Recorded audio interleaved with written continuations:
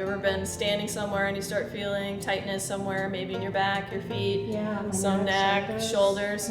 So we might not realize that we're standing with some poor posture. So let's really exaggerate like what poor posture looks like. So I'm going to have you turn sideways here. And just checking in with the feet. So we're not just standing how you would stand. We're not really trying to change anything at this point.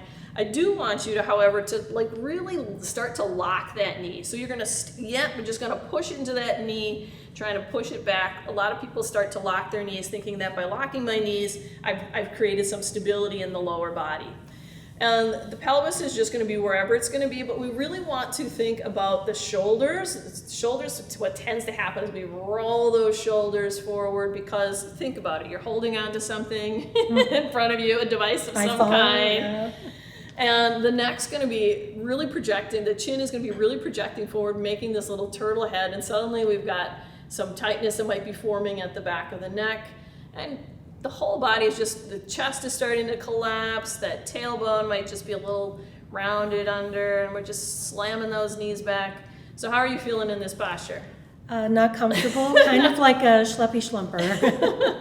Yeah, so it's amazing how being in poor posture can really impact just little things. And if you think about how we're holding ourselves in these postures for hours, days at a time, our lifetimes. So know that we can always change and improve our posture. So let's talk about good posture and trying to improve our posture. Okay. So coming back to the feet, let's start with finding that good hip distance and then lift the toes on up. So when we lift the toes up, we start noticing the four corners of the feet. And we also create this nice little arch that's happening on the inner side of the foot.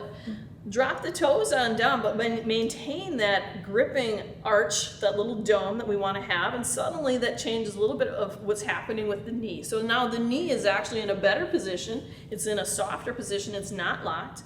We're bringing the hands right to the hips, checking in with the pelvis, and we're going to play a little bit by rocking the pelvis back and forth. So tilting it back and forth and back and forth, starting to find where there's a midpoint, that mid-level of trying to find neutral.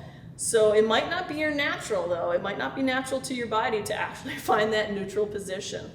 Let's check in with the shoulders, so dropping your arms by your sides.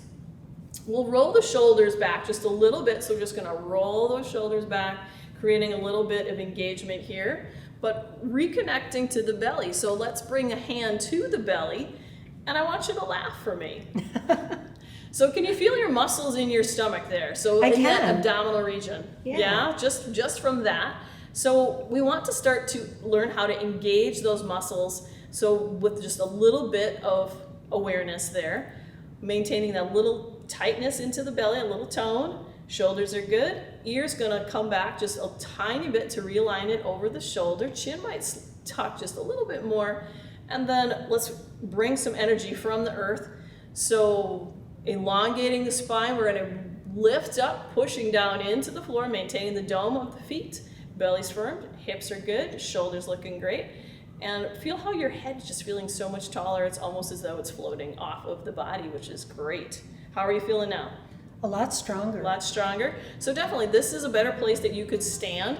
So working on this at places like the grocery store, anywhere that you have to stand in any line is a really good time to practice posture so that you can start rebuilding and taking care of yourself and feeling stronger and confident in your body. So thank you so much, Linda. That's really great.